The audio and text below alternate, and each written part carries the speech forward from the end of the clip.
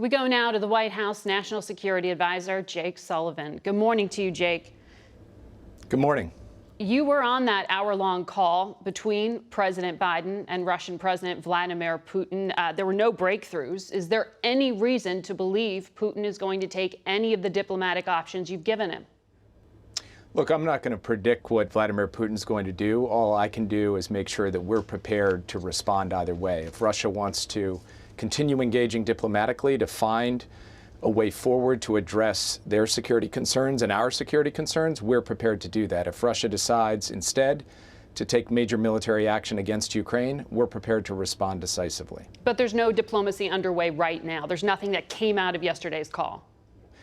As far as we're concerned, the United States of America, diplomacy is still open and available. But if Russia chooses to move, we're prepared to respond. You said an attack by Russia could happen as soon as this week. Are you seeing Russian troops move into tactical positions? We have seen over the course of the past 10 days a dramatic acceleration in the buildup of Russian forces and the disposition of those forces in such a way that they could launch a military action essentially at any time. They could do so this coming week. But of course, it still awaits the go order.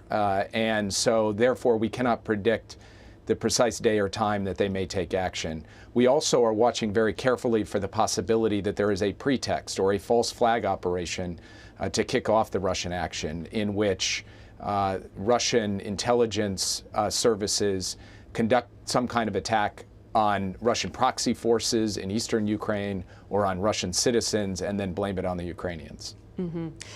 Russian intelligence is already publicly claiming things are happening in the east of Ukraine, in that Donbass region. Is that the flashpoint where you think things would start?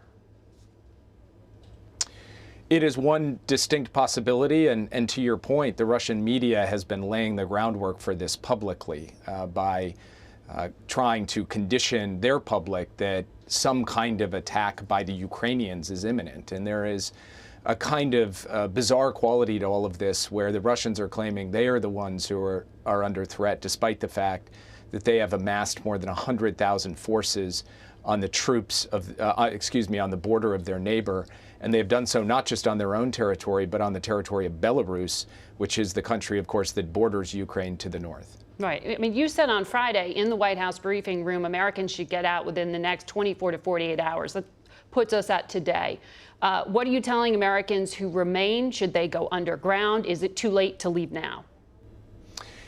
As long as commercial transport options are available, Americans should take advantage of them. We had hoped, based on our warnings, that Americans would have gotten out by now, but as long as those commercial transit options are available, Americans should avail themselves of them. They should move out by air or rail or road as rapidly as possible because, as I said also on Friday, if there is military action, if there is a war between Russia and Ukraine started by a Russian invasion of Ukraine, President Biden is not intending to send in American forces to fight Russia in that war. And Americans who have the opportunity to get out now should avail themselves of it. But airspace remains open right now. If Russia does carry out this invasion, you've talked about the consequences with sanctions, but are you committed to actually funding, arming, helping a Ukrainian insurgency? Well, what the president has said is that we will continue to support Ukraine even after an invasion begins. And I'm not going to get into the specific details of what that will look like, but it is one of the three fundamental elements of our response. Continue to support Ukraine as it seeks to resist Russian aggression.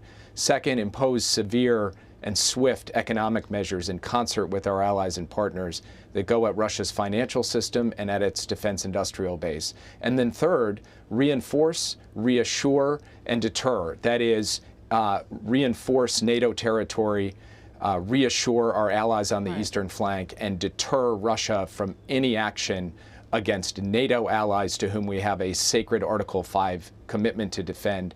We are going to carry out all of those actions in the event that Russia moves forward, and we've been very clear about that. But at the same time, you have pretty close proximity between NATO troops and Russian troops. Is this just a potential risk of miscalculation that's incredibly high at this moment? Well, Margaret, part of the reason that we've been as transparent as we have about the deployment of American forces to Romania and Poland, about our exercises from the Mediterranean up to the Baltics, the reason we've gone out publicly and laid out both what the scope and parameters of those deployments and exercises are and what their purpose is to avoid mistake, miscalculation, or escalation, and also to send a very clear message to Russia. We will defend every inch of NATO territory, every inch of Article 5 territory, and Russia, we think, fully understands that message. But is it possible this is just the world's most expensive and dangerous bluff on the part of Vladimir Putin?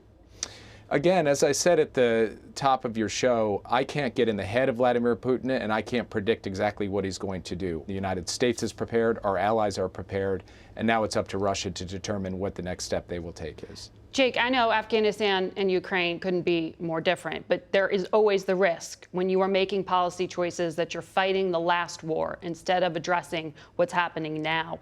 These loud warnings about Ukraine, about the need to get out, is this because of how the White House miscalculated the level of chaos around the U.S. evacuation from Afghanistan? President Biden said this week that he wasn't warned. No one told me, and he rejected the findings of this Army report pointing to errors. Well, first of all, Margaret, Afghanistan does play into this in an important way. Because the American people saw the United States deploy thousands of soldiers and then evacuate 124,000 people from Kabul last August, it's totally possible that there are some Americans out there in Ukraine thinking the exact same thing is going to happen in Ukraine.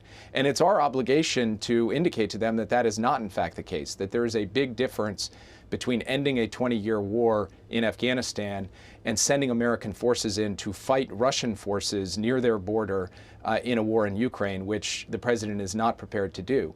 So we are trying to dispel any notion that the United States is going to deploy thousands of forces to Ukraine to fight in order to evacuate Americans. Did you learn the lessons of Afghanistan? Are you applying them now? Well, first of all, to the point about the report you just mentioned, the president and I sitting here today do reject the reports in the Washington Post that the White House or the NSC sought to slow down the evacuation. This was a FOIA version of an Army report. From the president on down, it was the White House and the NSC pushing military leaders and diplomats day by day through those early days of August to say, should we begin the evacuation now? And as soon as, the minute, our military leaders and diplomats recommended to the president that he do so, literally that minute, he ordered the evacuation. August 12th. Thank you, Jake Sullivan, for your time today. We'll be watching. Good luck.